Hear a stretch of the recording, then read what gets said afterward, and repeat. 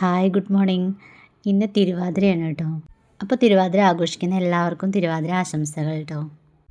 ഞാൻ അങ്ങനെ പറഞ്ഞത് നമ്മുടെ കേരളത്തിൽ തന്നെ പല സ്ഥലങ്ങളിലും തിരുവാതിരയൊന്നും അങ്ങനെ ആഘോഷിക്കാത്ത സ്ഥലങ്ങളുണ്ട് കേട്ടോ. അതുകൊണ്ടാണ് ഞാൻ അങ്ങനെ പറഞ്ഞത്.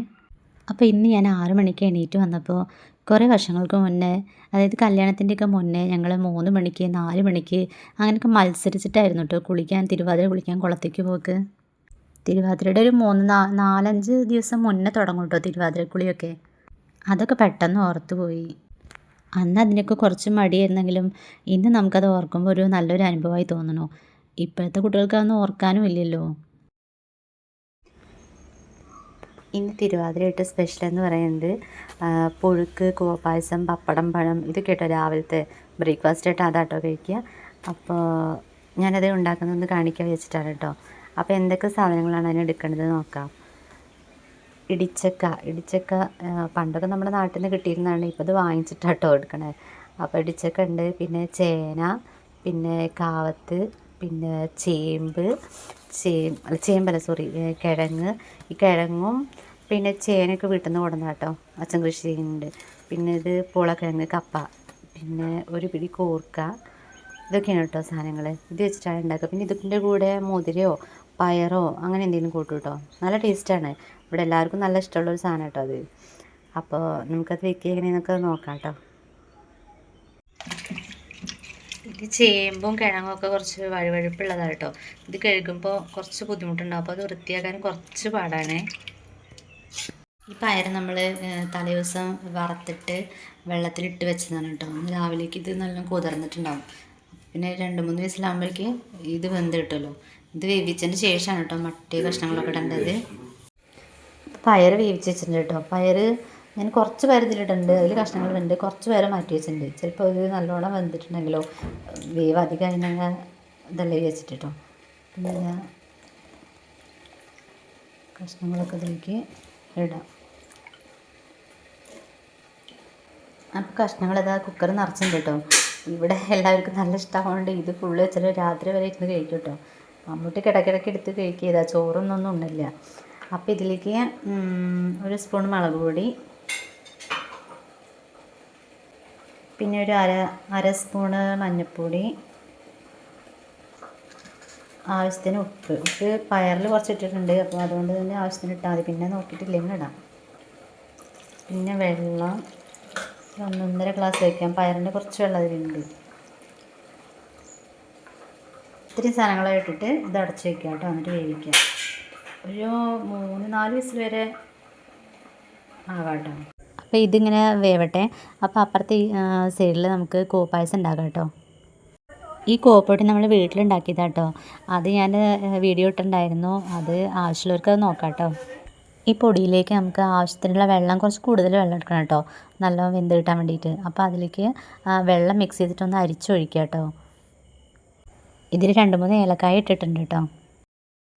ഇതൊന്ന് കുറുകി വരുമ്പോഴേക്കും അതിൽ നാളികേരം ചെറുതാക്കി അരിഞ്ഞ് വെച്ചിട്ടുണ്ട്. അപ്പോൾ അതും പിന്നെ ശർക്കര ഉരുക്കി വെച്ചിട്ടുണ്ട്, അതും ചേർക്കാം. ഇതൊക്കെ ചേർത്ത് നല്ലോണം ഇളക്കുക കേട്ടോ. എന്നിട്ട് അത് നല്ല കുറുകി വരണേ. അത്യാവശ്യം കുറുകി വരുന്നവരെ നമ്മൾ ഇളക്കി വെക്കണം. ഇത് കുറച്ച് കൂടുതൽ ഉണ്ടാക്കി വെച്ചാൽ നാളെ ഫ്രിഡ്ജിൽ വെച്ചിട്ട് കഴിക്കാൻ നല്ല ടേസ്റ്റ് കേട്ടോ. നല്ല തണുത്ത് കഴിക്കാൻ നല്ല ടേസ്റ്റാണേ. അപ്പോൾ കുറച്ച് കൂടുതൽ ഉണ്ടാക്കാൻ വിചാരിച്ചു. ഇത് ഇത്ര ആവണ വരെ ഇട്ട് ഇളക്കേണ്ടത്. പിന്നെ കുറച്ച് തണുത്ത് കഴിഞ്ഞാൽ പിന്നെ അത് കട്ടയായിക്കോളൂ കേട്ടോ ഒന്നും കൂടെ. അങ്ങനെ കൂവപ്പായസം റെഡി ആയിട്ടുണ്ട് കേട്ടോ. ഇനി പുഴുക്കിലേക്കുള്ളത് നോക്കാം. തേങ്ങ ഒരു 1-1.5 മുറി തേങ്ങ ഉണ്ട് കേട്ടോ. ഇതാ കുറച്ച് ജീരകം ഇത് ചെയ്തിട്ടുണ്ട്. ഇത് ഞാൻ എൻ്റെ വീട്ടിലൊക്കെ എങ്ങനെ കേട്ടോ വയ്ക്കുക, അതേ സ്റ്റൈലിലാണ് വയ്ക്കുന്നത് കേട്ടോ. പിന്നെ ഓരോ സ്ഥലത്ത് വേറെ വേറെ രീതിയിലാണ്. ഇവിടെ തന്നെ വേറെ രീതിയിലാട്ടോ അവിടെയൊക്കെ വെക്കുക. അപ്പോൾ എനിക്ക് പിന്നെ അങ്ങനെ വെക്കണതാ ഇഷ്ടം. അപ്പോൾ ഞാൻ അതുപോലെ വെക്കുക. ഇവിടെ ഇവർക്കും ഇങ്ങനെ ഇഷ്ടമായി, അപ്പോൾ ഇങ്ങനെ വെക്കുക കേട്ടോ. പിന്നെ നിങ്ങളൊക്കെ ഏത് രീതിയിലാണെന്ന് ഒന്ന് കമൻറ്റ് ചെയ്യണം കേട്ടോ. ഇത് ചെറുതായിട്ടൊന്ന് അരച്ചെടുക്കണം. നല്ലോണം അരയണ്ട, ചെറുതായിട്ടൊന്ന് അരച്ചെടുത്തിട്ട് ഈ കഷ്ണം വെന്തിട്ടുണ്ടെന്ന് അതിലേക്ക് ഇട്ടിട്ടാണ് കേട്ടോ ഇളക്കിയിട്ട് എടുക്കുക. ഇവിടെയൊക്കെ ഇവർ തേങ്ങ അങ്ങനെ ചിരകിയിട്ട് അങ്ങനെ അരയ്ക്കാതെയാണ് കേട്ടോ ഇടുക. കഷ്ണം വെന്തിട്ടുണ്ട്, കഷ്ണങ്ങൾ നല്ല വെന്തുണ്ട് കേട്ടോ. ഇനി ഇത് നല്ലൊന്ന് ഉടയ്ക്കുക. അപ്പം കുറച്ച് സ്പേസും കിട്ടും നമുക്ക്. അപ്പോൾ എന്താ ഈ നേരത്തെ ഈ പയർ മാറ്റി വെച്ചിട്ടില്ലേ, ഈ പയർ ഇതിലേക്ക് ഇട്ട് ഒന്നുകൂടി ഇളക്കാം കേട്ടോ. അപ്പോൾ കുറച്ച് നല്ല വെന്ത പയറുകൊണ്ട് കുറച്ച് നമുക്ക് കിട്ടും, ഇങ്ങനെ ഈ പരുവത്തിൽ കിട്ടും ചെയ്യുമല്ലോ. ഇതും കൂടി ഇട്ടിട്ട് നല്ലോണം മിക്സ് ചെയ്യാം കേട്ടോ. ഇതിങ്ങനെ നല്ല ഇങ്ങനെ ഉടഞ്ഞിരിക്കണം എന്നാലും കേട്ടോ ടേസ്റ്റ്. ഇവിടെ നിന്ന് കഷ്ണം അങ്ങനെ കാണുന്നത് ഇഷ്ടമല്ലായിരിക്കും. അപ്പോൾ ഇങ്ങനെ ഇതാ നല്ലോണം അപ്പോൾ അത് വേറെ എടുത്ത് കളയുള്ളൂ. അപ്പോൾ എല്ലാം കൂടി ഒരുമിച്ച് ഇങ്ങനെ ഉടച്ചിട്ട് നമുക്ക് കഷ്ണം വേറെ കിട്ടില്ല, നല്ല ടേസ്റ്റും ഉണ്ടാവും.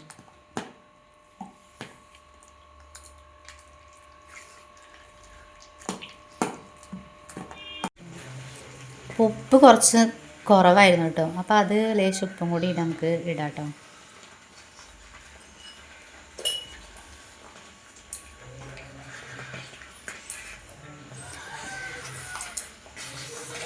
ഇനി നാളികേരം ചേർക്കാം.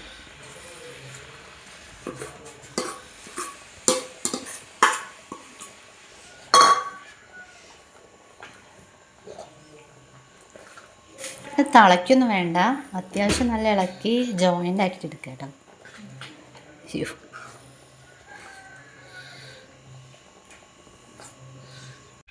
അപ്പോൾ എണ്ണ ചൂടായിട്ടുണ്ട് കേട്ടോ. അപ്പോൾ അതിന് കുറച്ച് കൂടുതൽ കടുക് എടുക്കും കേട്ടോ. എനിക്ക് കടുക് എല്ലാത്തിനും കുറച്ച് കൂടുതലാണ് ഇഷ്ടം കേട്ടോ. അപ്പോൾ ഞാൻ കുറച്ച് കൂടുതൽ കടുക് എടുക്കാറുണ്ട്. ഇത് ഇഷ്ടമുള്ള പോലെ ഇട്ടാൽ മതി. അത് പൊട്ടി കഴിഞ്ഞാൽ ഉണക്കമുളക് ഇടുക, പിന്നെ കറിവേപ്പിൻ്റെ ഇല ഇടുക.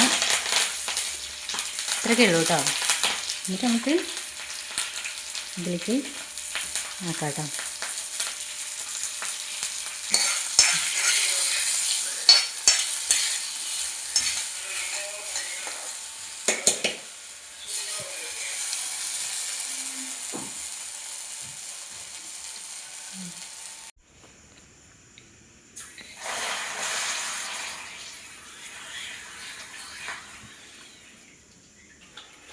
അപ്പം ഞങ്ങൾ ഇതൊക്കെ ഉണ്ടാക്കി കഴിക്കുകയാണ് കേട്ടോ. ഇത് എണ്ണ കഴിക്കൽ കഴിയാറായി. പിന്നെ അപ്പം എല്ലാവർക്കും ഹാപ്പി തിരുവാതിര. എന്നിട്ടാ പറയൂ, ഹാപ്പി തിരുവാതിര.